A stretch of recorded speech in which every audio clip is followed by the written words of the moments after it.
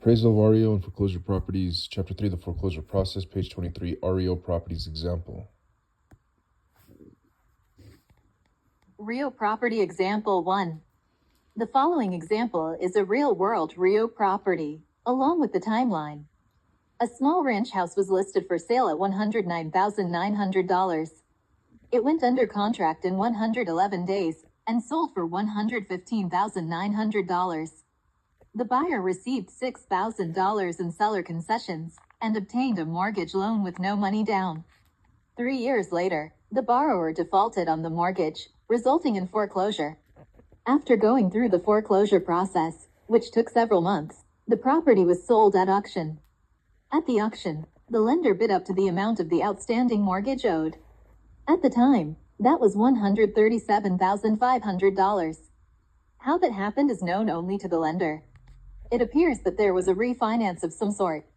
It also appears that the highest value in this time frame for updated houses in this neighborhood was $124,000. The lender hired a broker/agent to sell the property. It was listed at $137,500.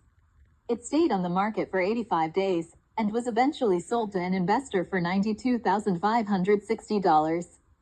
The loss to the lender was $44,940 plus the agent fees, carrying cost and legal expenses. Depending on the amounts of these other costs and fees, total losses to the lender could easily reach into the $50,000 to $60,000 range.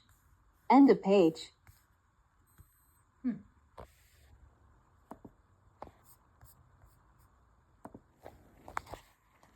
REO Property Example 1, continue. The investor then rehabbed the property and listed it for sale at $134,000. It sold in 86 days for $124,900. Repair and sale cost to the investor was $17,000.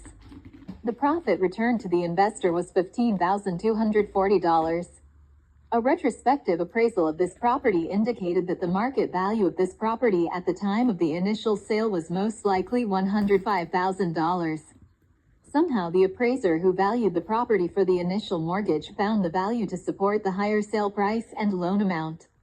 An appraiser's role is always that of an independent, impartial, and objective professional. An appraiser must not chase a value because of a sales contract. Market value is an economic concept, which may or may not have any relationship to the contract sales price of a property. In this example, the appraised value of this property was pushed, that is inflated, by the original appraiser. A properly supported and objective opinion of market value could have stopped this from happening. Pressure is part of being an appraiser. Some appraisers justify hitting the number because they are concerned that if they produce an appraisal that is less than the sales price, they will not receive any more assignments from that client. As appraisers, we are engaged to be independent, impartial, and objective, and not to favor the cause of the client or our own personal interest. End of page.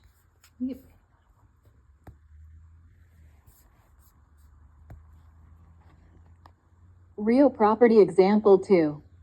Several years ago, I was engaged to complete an exterior-only inspection appraisal on this shabby-looking older house for a pre-foreclosure situation. The property was located in a rural area where property values were relatively stagnant, with little growth or appreciation. End of page.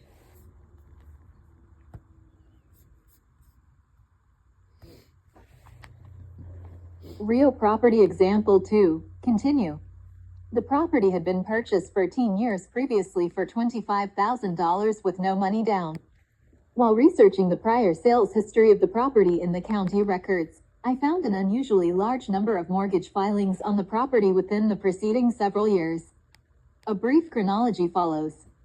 8 years after purchase, owner took out home equity loan for $11,418.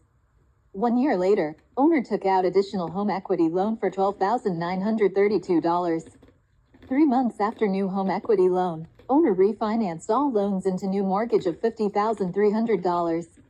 1 year later, owner refinanced. New loan amount was $71,000. 7 months later, owner refinanced. New loan amount was $81,500. 11 months later, owner refinanced. New loan amount was $108,800.